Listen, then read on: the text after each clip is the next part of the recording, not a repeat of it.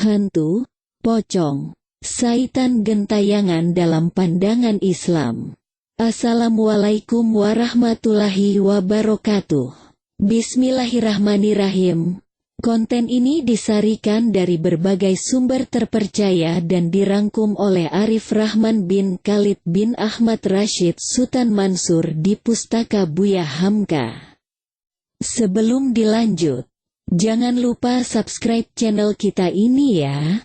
Terima kasih. Di berbagai film horor, bacaan horor yang menakut-nakuti kaum remaja dan anak-anak kita, sering digambarkan tentang sosok hantu, pocong, kuntilanak dan sebagainya. Hal itu terkesan menarik bagi pemirsanya, namun mereka lupa bahwa itu akan menanamkan sifat penakut pada diri mereka sendiri.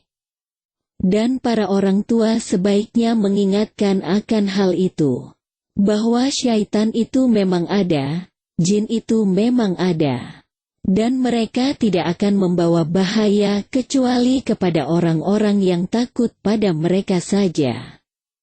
Adapun hamba-hamba Allah yang hanya takut pada Allah, gangguan jin dan syaitan itu tidak akan mampu mendatangkan mudarat apa-apa, kecuali atas izin Allah semata.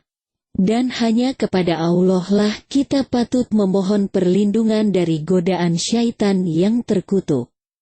Dalil-dalil yang menunjukkan adanya jin dan syaitan. 1. Ada hubungan yang kuat antara jin dan sihir. Bahkan jin dan syaitan merupakan faktor utama dalam dunia sihir. Sebagian orang ada yang mengingkari keberadaan jin. Bertolak dari hal tersebut, mereka mengingkari terjadinya sihir. Oleh karena itu, kita hendak mengutarakan beberapa dalil yang menunjukkan adanya jin dan syaitan secara ringkas.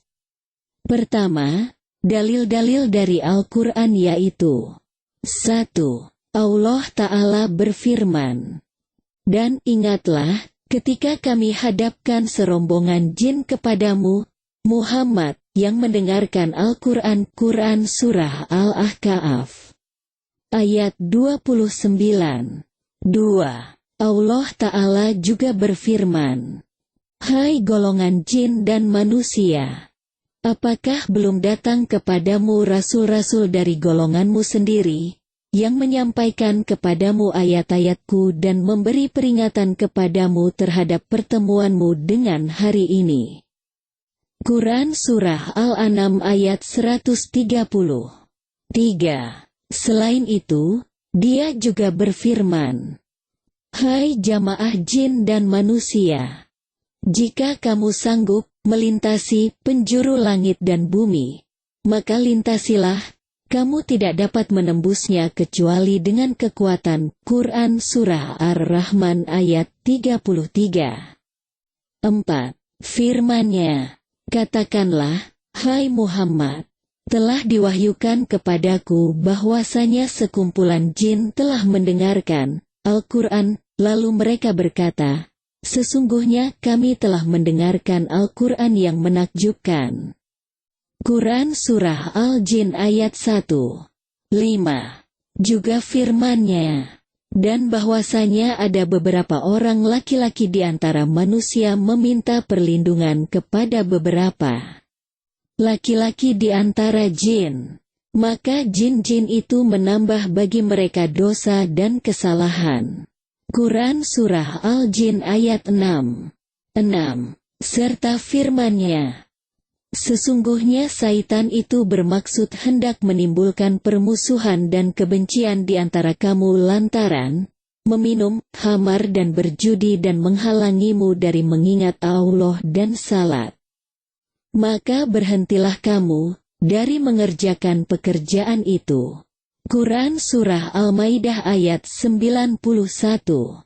7.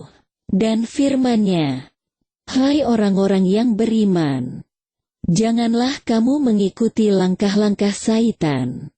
Barang siapa yang mengikuti langkah-langkah syaitan, maka sesungguhnya syaitan itu menyuruh mengerjakan perbuatan yang keji dan yang mungkar." Quran Surah An-Nur ayat 21. Dalil-dalil dari Al-Quran cukup banyak dan sangat populer. Serta cukup bagi Anda untuk mengetahui bahwa di dalam Al-Quran terdapat satu surat penuh yang berbicara tentang jin. Bahkan cukup juga bagi Anda untuk mengetahui bahwa kata al-jin disebutkan di dalam Al-Quran sebanyak 22 kali, dan kata al-jan sebanyak 7 kali, kata syaitan sebanyak 68 kali, kata syayatin sebanyak 17 kali.